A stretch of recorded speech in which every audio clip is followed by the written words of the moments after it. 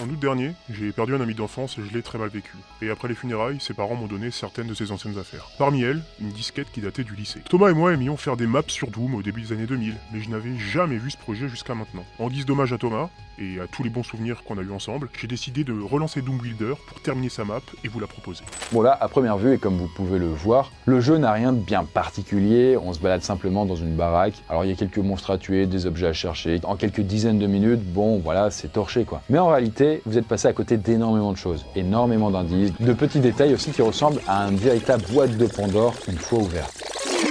En fait, on peut très rapidement quitter la maison pour se retrouver dans différents endroits, comme un aéroport, avec ses toilettes maculées de sang. Mais on peut aussi se retrouver dans des sous-sols glauques, avec des décors brutalistes, qui foutent quand même clairement mal à l'aise, et surtout, de plus en plus de messages cryptiques seront distillés aux joueurs. En parallèle du jeu, en fait, on remarque que le créateur, Veg, a partagé un Google Drive avec des documents personnels, comme des photos, et surtout, une sorte de journal. Dedans, il parle de lui, du développement du jeu, et surtout, de ses angoisses et de ses cauchemars. Je rêvais de prendre un bon bain chaud.